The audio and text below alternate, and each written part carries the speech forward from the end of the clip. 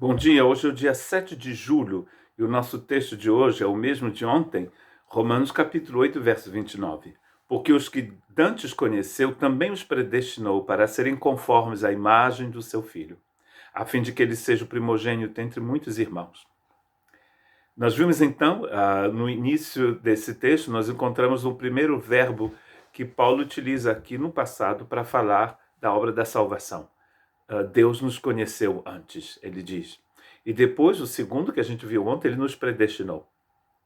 Ele nos escolheu. E a gente viu que essa escolha foi feita antes da fundação do mundo. Antes de Deus fundar o mundo, antes da criação existir, Deus já tinha um projeto de nos escolher em Cristo Jesus, de nos predestinar em Cristo Jesus.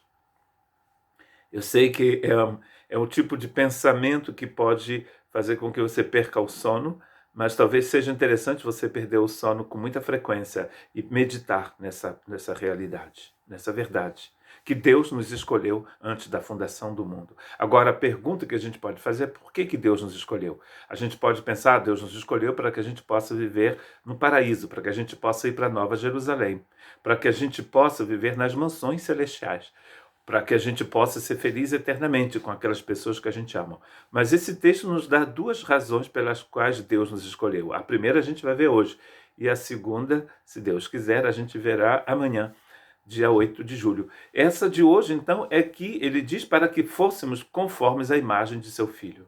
Ele nos predestinou para que fôssemos conforme a imagem do seu Filho, para que entrássemos na mesma forma da imagem do seu Filho. E a gente pode também pensar que isso vai acontecer no dia da ressurreição.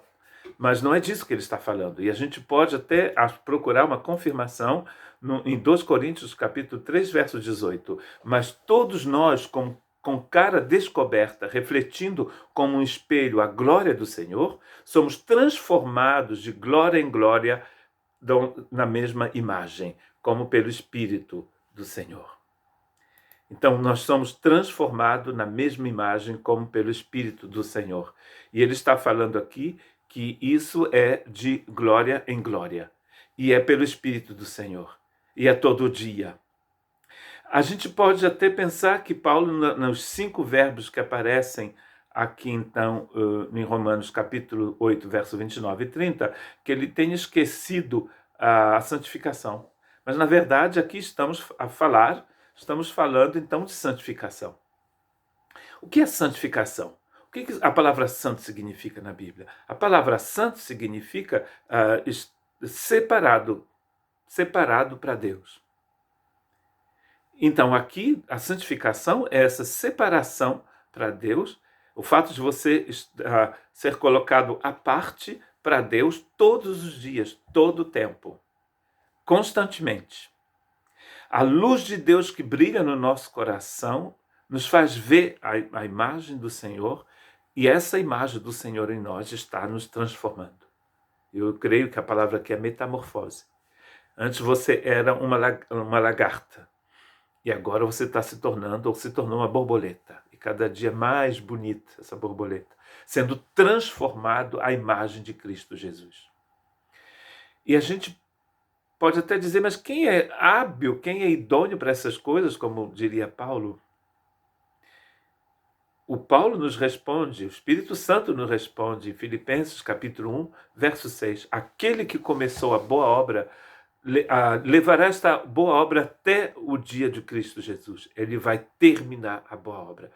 Percebem que ele diz até o dia de Cristo Jesus. Então isso quer dizer que não é uma obra que começa quando Jesus volta ou quando você morre. É uma obra que começa quando você nasce de novo. Não existe coisa mais terrível do que um cristão nascido de novo, um cristão, alguém que se converte e que nunca muda. A pessoa tem que se questionar, se indagar, dizer por que será. Porque o normal é que cada dia mais você seja igual ao Senhor. Que o seu espírito, sua alma seja completamente transformados para que você seja como o Senhor. E isso vai ser visto do lado de fora, porque não se pode esconder uma cidade construída sobre o monte, porque você usa a luz do mundo. No dia em que as pessoas acendem as luzes, à noite, todo mundo vê a cidade. Não se pode esconder uma cidade feita no monte quando ela está iluminada. Não sei se você já foi em Paris, mas se você vá a Paris de noite, de quase todos os cantos de Paris você vê a Torre Eiffel iluminada.